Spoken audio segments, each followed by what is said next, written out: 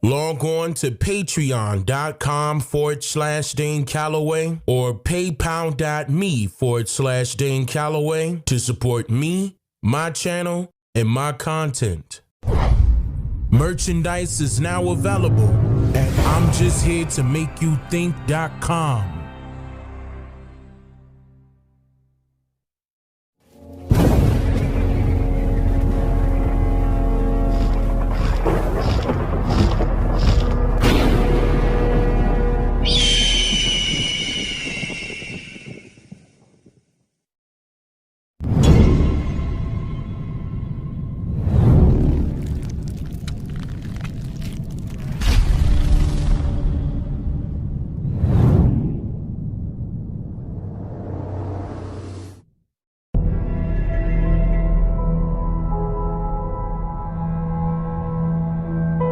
The root is land.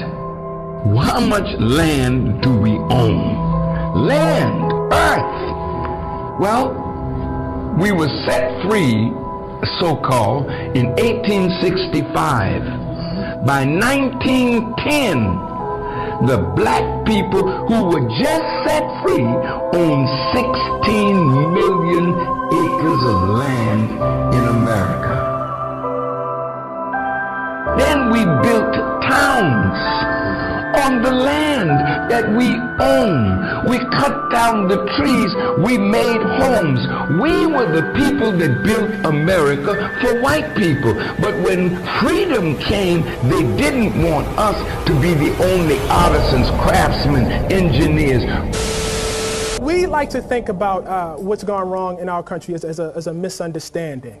You know, we have this dialectic of race relations. We need to heal the divide between the races.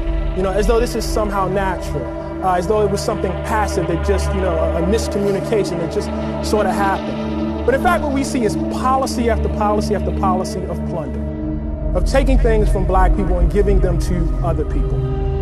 The case for reparations rests on a really, really simple notion. What you have taken should be given back. It's quite simple. It's quite simple.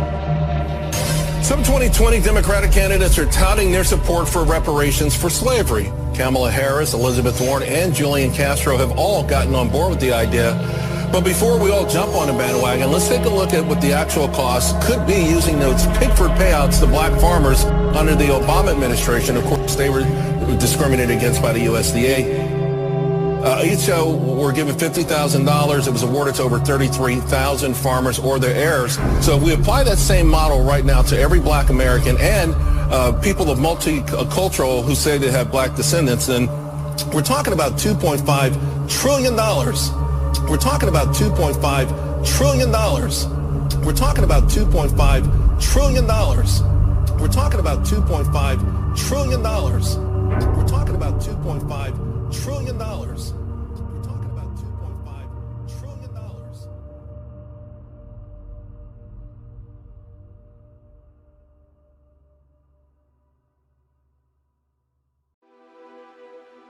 Continuing where we left off during the second part of this segment, we begin with sharing more details on how this system was designed to benefit only 1% of the people.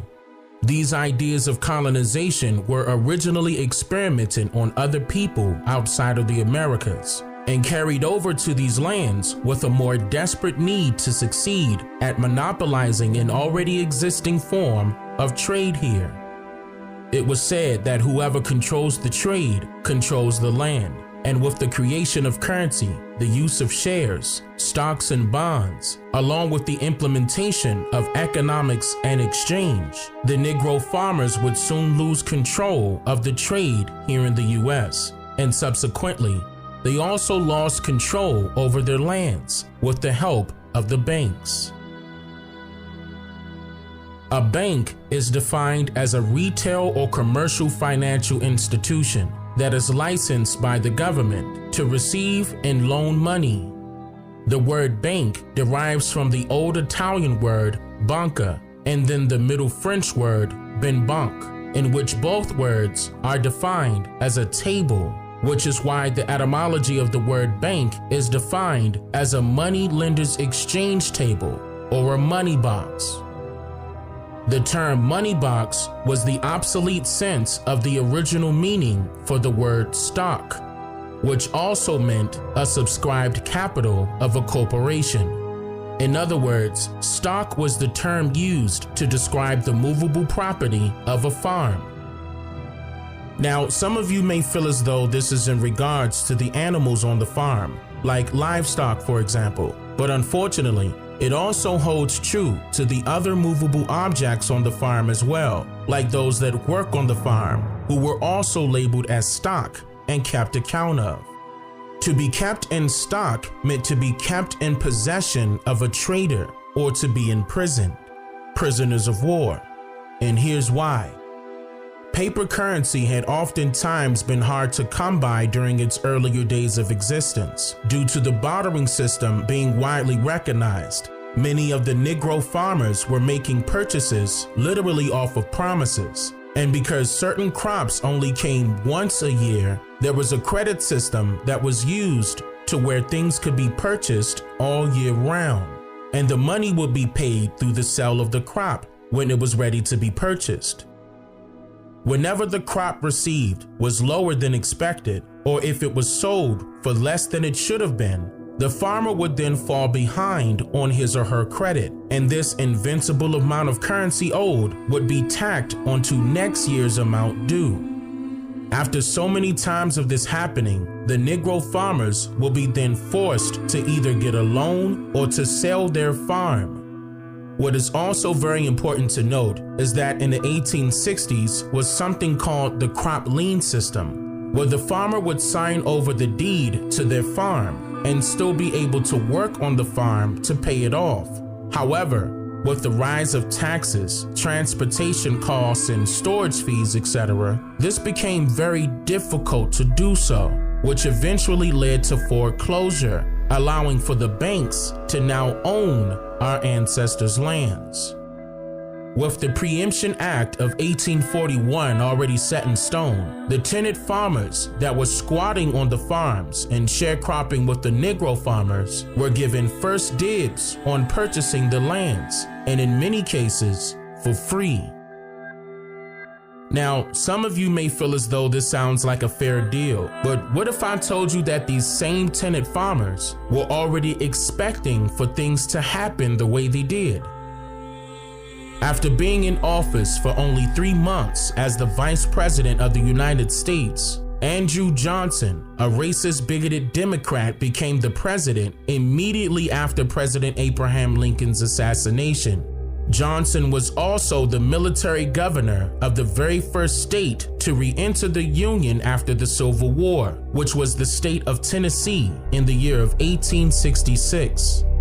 Now, according to whitehouse.gov, he used the state of Tennessee as a laboratory for Reconstruction. So it's no surprise that also in 1866, Johnson sent out a U.S. Department of Agriculture official named Oliver Hudson Kelley in order to survey the South and the agricultural industry, as it was right after the Civil War.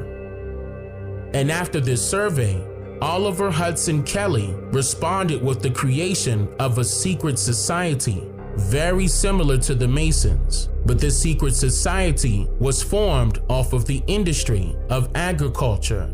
So, with the help of 5 politicians and a banker, Oliver Kelley founded the National Grange of the Order of Patrons of Husbandry in 1867. Grange is an old French word that means granary, barn, or farm, and the term husbandry is defined as someone that manages the conservation of resources, which meant that they were fully intending to take ownership of these farms from the creation of this society. Side note, the etymology of the word bond defines it as a husbandman or householder. The National Grange movement that was said to have been created in order to increase farm profits for farmers, unite Southern and Northern farmers, create co-ops for farmers, and to modernize farming practices. But the Negro farmers were banned from joining this movement.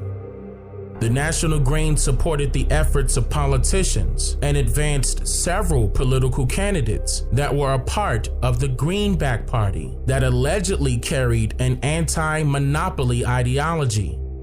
The movement encouraged the distribution of greenbacks and worked diligently in order to remove the middleman out of the farming industry, who were the Negro farmers, by playing a key role with the establishment of the farm credit system. In the year 1916, then President Woodrow Wilson and his administration established what is called the FLB, also known as the Federal Land Bank, which is a system of banks that aided farmers in rural communities. Rural is another way of saying open space or open land or country.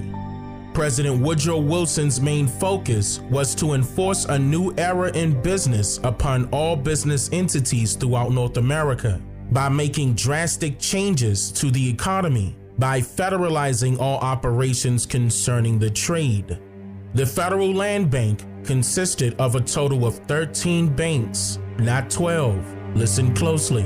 Originally, before the Confederate States separated from the Union, the foreigners called these lands the 13 colonies, and soon after these rural areas were sectioned off and underlined as estates, various laws were passed, allowing each estate to have jurisdiction over their government-appointed district. Each Federal Reserve District had its own Federal Reserve Bank, and at the time of its inception, there was a grand total of 13 districts, making it a grand total of 13 banks. So, who was this 13th district that somehow people would overlook? It is the stateless area known today as the District of Columbia, under strict control of the U.S. Congress. More about this in another segment, but I mentioned all of this for a very particular reason. On December 23rd, 1913, 3 years prior to the creation of the FLB, President Wilson signed the Owen Glass Federal Reserve Act, or rather known as the Currency Bill, into law. This allowed for all major European powers to develop centralized control over all banks in the United States and forced only one form of currency to be lawful, which was the Federal Reserve Note. This was a much more modified version of the original Currency Act of September 1st, 1764. This means that all banks in the United States were now controlled by foreign entities, and these foreign entities were rather known as private banks. And these private banks collected interest on monies borrowed, or rather floating debt, by the U.S. federal government. Taxes should ring a bell here. Now, I want you all to note that these foreign entities or private banks do not own any individual banks of the United States, but they do own, however, stock in those same banks or shares, and only member banks can hold those shares. According to the Federal Reserve public records, about 38% of the banks in the United States are members of the Federal Reserve, and due to the currency bill signed by Woodrow Wilson, member banks must purchase shares based on their size alone. So the biggest banks would have the most shares, which would be Citigroup, JP Morgan, and Bank of America. And the largest stockholders of the banks that own shares are Barclays, Capital Research and Management, AXA, Bank of America, Fidelity Management and Research, State Street Corporation, Lazard Asset Management, Morgan Stanley, James Dimon, and Sanford Wheel. As the process of converting all promissory notes to Federal Reserve notes were currently underway, President Woodrow Wilson was quoted stating the following while campaigning his new agenda. Banks all over the country hastened to enter the Federal Reserve System, encouraging even congressional leaders to enact a new banking system and currency reform. Also, during the year of 1916, another piece of the banking and currency reform plan was underway. which eventually merged the 13 Federal Reserve banks that made up the Federal Land Bank with other banks alike in service corporations. When the merge was completed, it became known as the Farm Credit System, a now fully government-sponsored enterprise, or GSE for short, that still operates as a network of banks that provides lending services to beginning farmers, rural home buyers, agricultural producers, and rural infrastructure providers today. In addition to all of that, they also provide loans or credit for the commercial aspects of rural land, banks within the Farm Credit Bank only, and deals with refinancing, restructuring, rebuilding, and the repurchase of rural real estate for personal use. Let's break down each branch of this farm credit system first. There are 9 farm credit system institution types, which are Agricultural Credit Association, Bank for Cooperatives, Farm Credit Bank, FCS Financial Assistance Corporation, Federal Intermediate Credit Bank, Federal Land Bank, Federal Land Bank Association, Federal Land Credit Association, and Production Credit Association. These institutions are direct lending associations affiliated with one of the 4 banks of the Farm Credit System, who are CoBank, AgFirst, AgriBank, and Texas. There are 6 service corporations performing duties under the Farm Credit System as well, who are the Farm Credit Foundations, Farm Credit Leasing Services Corporation, Federal Agricultural Mortgage Corporation, Federal Farm Credit Banks Funding Corporation, Advantis Incorporated, and Farm Credit Financial Partners Incorporated. This is just scratching the surface of who should be held responsible for the mistreatment of our ancestors, confiscation of our ancestors' lands, along with broken promises that were never upheld by those who created them. Another great example of how this capitalist society succeeded in popularizing industrialization for one's loss and another one's gain is America's most highly favored board game, called Monopoly. On January 5th, 1904, a board game called the Landlord's Game was patented under inventor Lizzie J. Magie, also known as Elizabeth Maggie Phillips, who was the hidden figure behind the idea of the Monopoly board game. As you may recall, that each time this game is played with your family or friends, things would take a turn for the worst near the conclusion of the game. Arguments, long periods of not speaking with each other, possible relationship separations, and so forth, right? Well, that's all due to the fact that this board game was never meant to be a fun, family-friendly type of game. In fact, it's a game of reality. A reality of how this society was established from its inception. Fraud. In a 1936 magazine article of the Evening Star, Elizabeth Magie noted that the game was to be, quote, a practical demonstration of the present system of land grabbing with all its usual outcomes and consequences, end quote. Author Ruth Hall wrote that the term land grabbing, quote, obscures vast differences in the legality, structure, and outcomes of commercial land deals, and deflects attention from the roles of domestic elites and governments as partners, intermediaries, and beneficiaries. According to the Webster's Dictionary, the noun land grab means, quote, a usually swift acquisition of property such as land or patent rights, often by fraud or force, end quote.